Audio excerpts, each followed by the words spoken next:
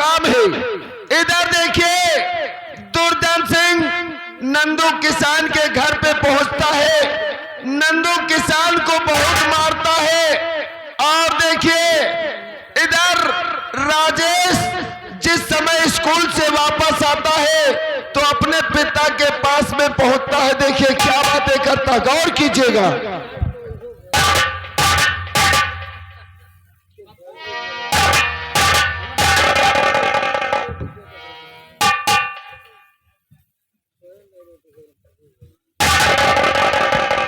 अमरेश्वर, न जाने बात क्या है कि जब मैं कभी कॉलेज से घर आता था तो मेरे माँ बापू हंसकर मुझे अपने सीने से लगा लेते थे। बात क्या है कि मेरे माँ बापू इतने उदास क्यों हैं? बापू बापू आखिर बेटा राजेश,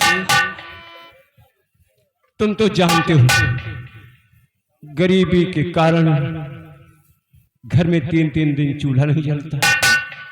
हम तुम्हें पढ़ा लिखा रहे हैं, गंगा को भी पढ़ा लिखा रहे हैं, और मेरी तबीयत दिन प्रतिदिन खराब होती जा रही है। ऐसा लगता है कि अब हम तुम दोनों को पढ़ा लिखा नहीं पाएंगे। मेरे सर में इतना दर्द आज होने लगा कि आंखों से आंसू गिरने लगे। किसी ने कुछ कहा भी तो नहीं। अरे मैं मानता हूं कि आपकी तबीयत गड़बड़ रहती है, आप बीमार रहते हैं, इस कारण से आपकी आंखों से आंसू आ गए। लेकिन माँ तो बीमार नहीं है, फिर माँ की आंखों से आंसू क्यों आए बापू? क्यों आए? इसका मतलब कि आप लोग मुझसे कुछ छिपा रहे हो बापू। बेटा, हाँ बापू, तुम्हारी माँ से मैं दिन रात कहता रहता हूँ कि इतना काम मत किया करो, लेकिन ये मानती नहीं। पड़ोसियों के घर जाती है, कभी चावल पछोड़ती है, कभी गेहूं पछोड़ती है, कभी दाल दरती है, कभी पिसान पीसती है। ठोकर लगता है गिर जाएगी, मानती नहीं। आज इसके सर में इतना दर्द होने लगा कि इसकी आंखों से आंसू बहने लगे। बेटा, अरे राजेश, इतना नादान भी नहीं है कि अपने माँ बाप का चेहरा न पढ़ सके बापू। जरूर आप लोग मुझसे कुछ छिपा रहे हो बापू।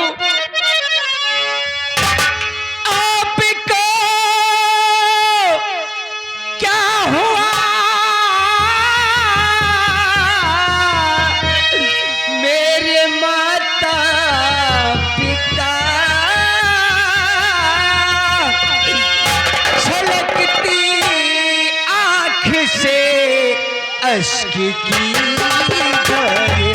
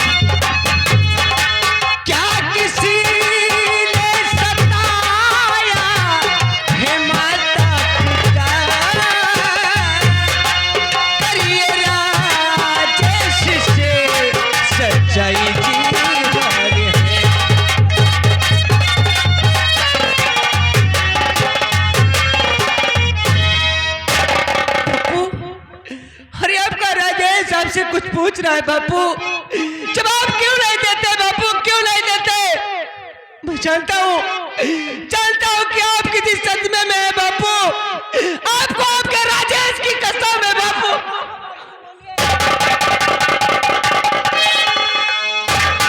बोलिए बापू, आखिर मौन क्यों है आप? जब कसम तुमने मुझे पर डराए दिया तो सुनो सब कुछ तुझको सुनाता हूँ मैं। ठाकुर दुर्ग सिंह आए कर्जा मांगने,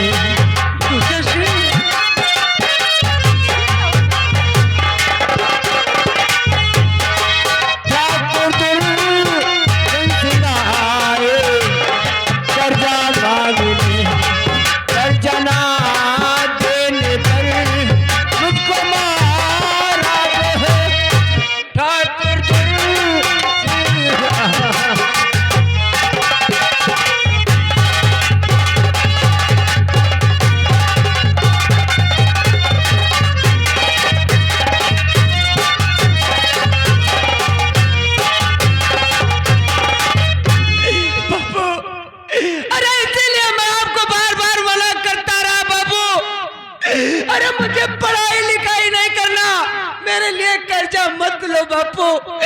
लेकिन आपने मेरी बात नहीं मानी बापू। आज ये आपका राजेश आपके ऊपर जुल्म नहीं सह सकता बापू। आज राजेश ने प्रतिज्ञा किया है कि आज के बाद मैं पढ़ाई नहीं करूंगा बापू। हाँ बापू, बापू आपको आपके राजेश की कसम है, मुझे मना मत करना बापू, मत करना। नहीं, तुम पढ़ाई करोगे, मेरे सपनों को साकार करोगे। नहीं बापू, अगर ऐसा नहीं करोगे तो मुझे बापू अरे कुछ भी हो जाए लेकिन ये बदतमीजी भी नहीं देख सकता बापू। मैं बड़ा हो गया, पढ़ाई नहीं करूंगा, आज शहर जाऊंगा बापू, खूब सारे पैसे कमाऊंगा। पैसे कमाने के बाद जब वापस आऊंगा तो सबसे पहले ठाकुर साहब का कर्जा चुकाऊंगा। हाँ बापू, ठाकुर साहब का कर्जा चुकाऊंगा। अरे राजेश कुछ भी बर्दाश्त कर सकता है लेकिन अपने माँ बाप की आंखों में आंसू बर्दाश्त नहीं कर सकता।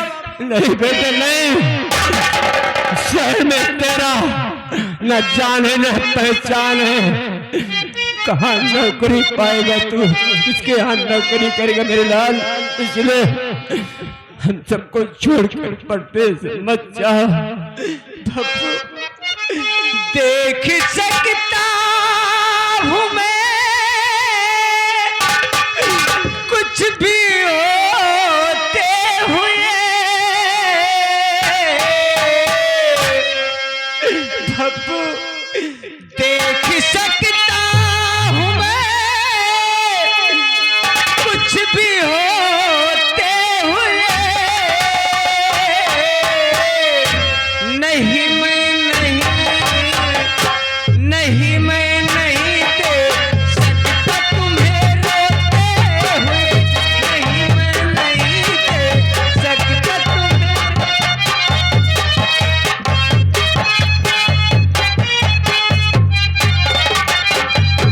जैसे बातों जैसे फूलों में कांटे पिरोते हुए। नहीं मैं नहीं दे सकता तुझे रोते हुए। नहीं मैं नहीं दे सकता तुझे रोते।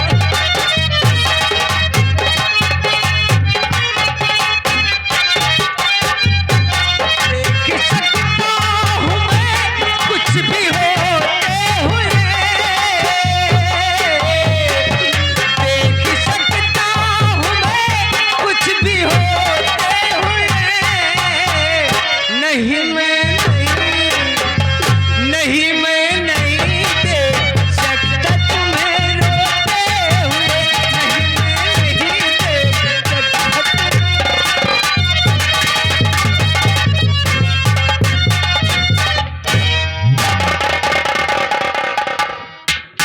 राजेश की माँ और ये आगे श्रीमान माननीय हमारे विशाल रावत भैया कुल्लू कपुरवा की ओर से भाई शेन की कदर करते हुए ये 10 रुपया हमारे नंदू किसान के लिए दिए हैं। पार्टी की ओर से लाख लाख धन्यवाद है। राजेश की माँ,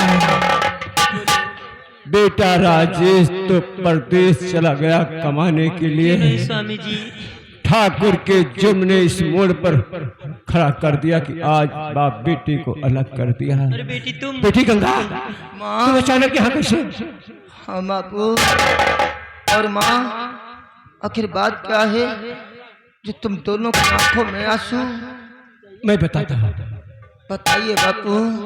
बेटी गंगा, हाँ बाबू। काम करते करते थक जाता हूँ। और ये आगे राम प्रकाश भैया बोध बैंड विराज पार्टी के मालिक साहब हैं भाई। ये इसी सीन पर खुश होकर ये 10 रुपया का स्पेशल इनाम दिए हैं। पार्टी की ओर से लाख लाख धन्यवाद। बेटी गंगा, हाँ बाबू। दिन रात ही सोचता रहता हूँ कि तुम दोनों को पढ़ाऊंगा लिखाऊं कैसे। अब हमारे जिस्म वो ताकत वो कुवत नहीं रह गई है मेहनत मजदूरी करने के लिए। कैसे तुम लोगों को पढ़ा पाऊंगा। बेकार इसी से बाबू। आज तुम्हारी माँ और मैं बहुत चिंतित हूँ, आंखों में आंसू बहने लगे।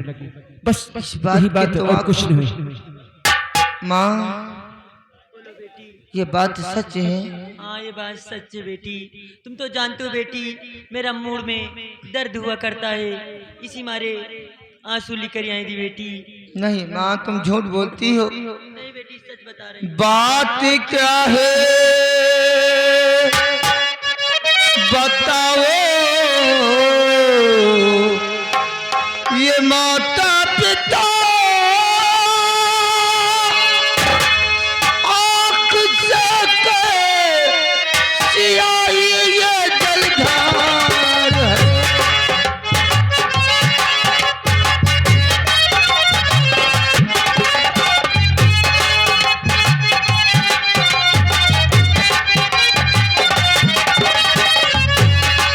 बात क्या है बताओ, ये माता पिता आँख से सियाई ये जलधार है। कुछ ये बोलो जरा माँ, मुँह खोलो जरा,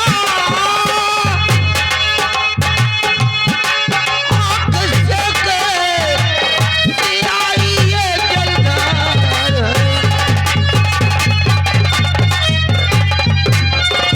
माँ बताओ माँ आखिर बात क्या है।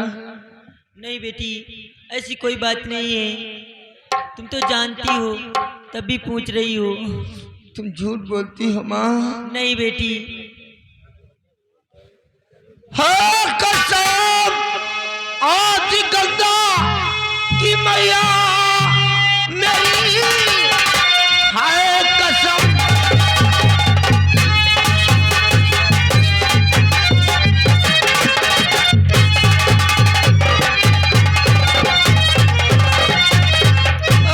कसम आज गंगा की मैया मेरी, बात क्या है ये सच सच बता दीजिए। नहीं बेटी। आँख से कैसी आई ये जलधार है, सच बता दी ये सच बता दी ये।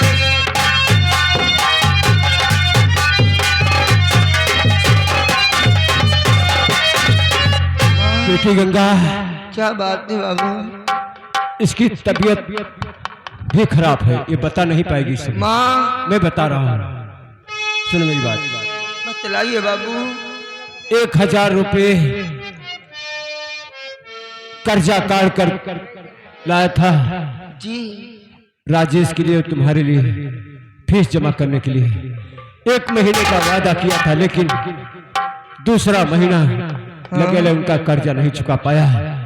इसलिए ठाकुर दुर्जय सिंह अपने घर पर आए और अपना कर्जा मांगने के लिए उनका कर्जा नहीं दे पाया, इसलिए तुम्हारी माँ को और हमें बहुत मारा। इतने में राजेश आ गया, पूछा पिताजी आपको क्या हुआ। मैंने कहा बेटा ठाकुर दुर्जय सिंह कर्जा मांगने के आए थे, मुझे मारा, बहुत पीटा, तुम्हारी माँ को भी बहुत मारा। उसने ये सदमा बर्दाश्त नहीं कर सका और परदेश जाने के लिए तैयार हो गया। वो बेटी राजेश स्टेशन तक गया होगा, उसे बहुत मना किया, लेकिन मेरी बात एक भी नहीं माना। बेटा ठीक है बाबू, अगर ये बात है तो इसी वक्त मैं अपने भैया से मिलने के लिए जाऊंगी। नहीं बेटी गंगा, जमाना बहुत बुरा है बेटा, तुम कहीं नहीं जाओगी। घर में हाँ जरूरी ऐलान, हमारे घर मालिक भाई, अगर आपके कानों तक मेरी आवाज पहुंचती है तो भंडारी के पास थोड़ी लकड़ी पहुंचा दे, महान दया होगी। धन्यवाद। मेरा रास्ता छोड़िए माँ, मुझे मेरी बात जाने मान- दीजिए, मैं अपने भैया से मिलकर वापस चली आऊंगी। ये बेटी गंगा, जंगल के रास्ते तू जाएगी, छोटा बहुत लगते हैं, तुझे कुछ भी हो सकता है। अगर तुझ कुछ हो गया तो मैं तो जीते जी मर जाऊंगा बेटा। ना है मुझे कुछ इस नहीं चक्कर होगा थप्पड़ लग बाबू। जाएगा बेटा। मुझे विश्वास कीजिए, मैं भैया से मिलकर बहुत जल्द वापस चली आऊंगी। बेटा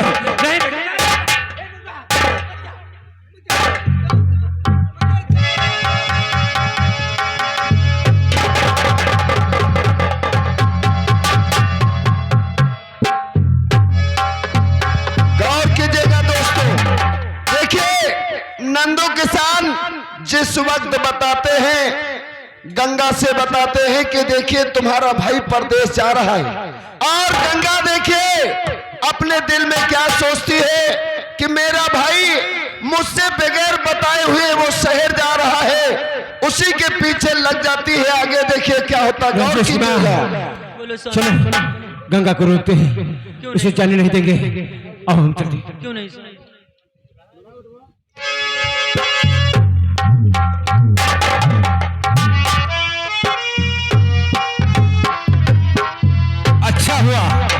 अच्छा हुआ कि मैंने सुन लिया है कि राजेश परदेश जा रहा है। ठाकुर के यहाँ काम कौन करेगा? चलते ये बात दुर्दल सिंह से बताएंगे।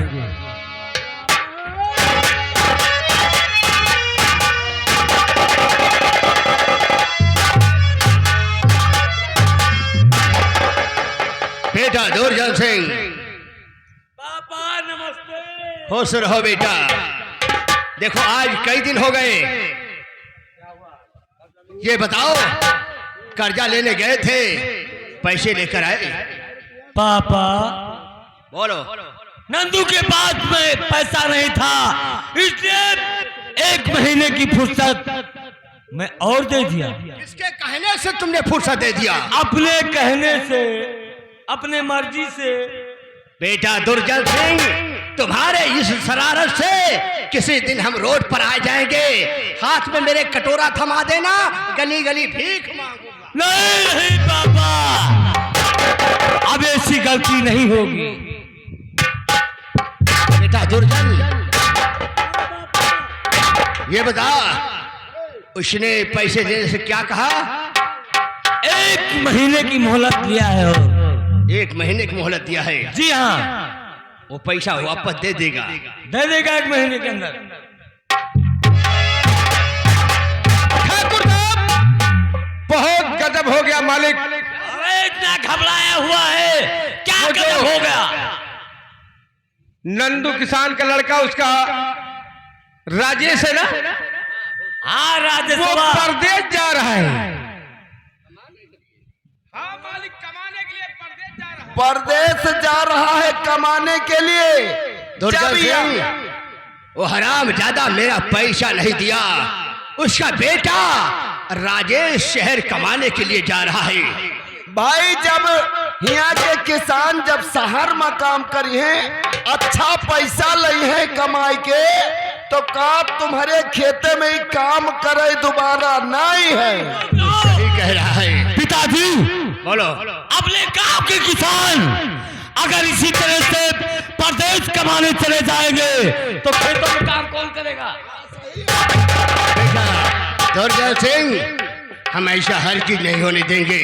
नंदुआ ने हमसे कई रुपए लेके गया है, उसके कागजात हमें चाहिए।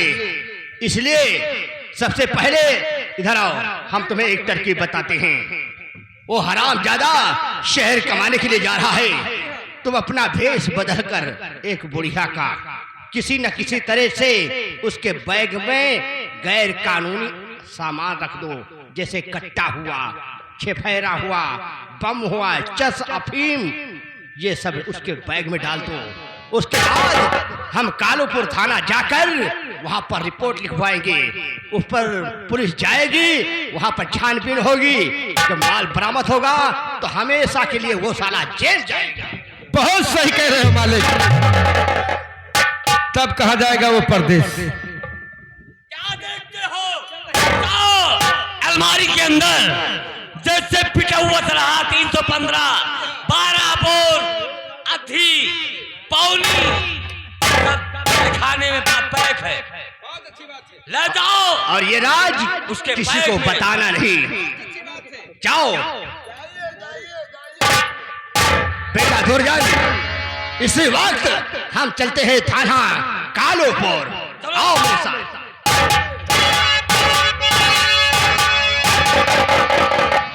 हे बूढ़ा जुल्फी कटाइया,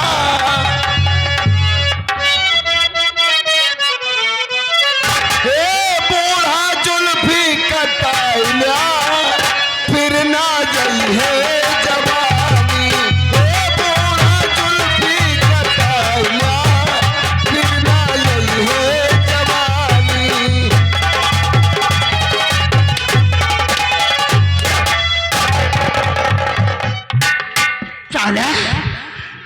ये थाना है या सब्जी मंडी बना रखा है? अरे यार सब्जी मंडी के बाद का हम सोचन कि साहब बहन कहो गश्त में गए हैं, साहब जब आई हैं तो वही हैं, लाओ ये थाने में गए साफ सफाई करके छुट्टी पावा। हेलो, जब सब छुट्टी पावा तो हम सोचन के लाओ थोड़ा मनोरंजन रंजन में मनोरंजन? हाँ मनोरंजन कर रहा था। हाँ साहब। चल मनोरंजन का काम खत्म कर जी, और इस थाने की अच्छी तरह सफाई कर। सफाई हो चुकी है, सफाई हो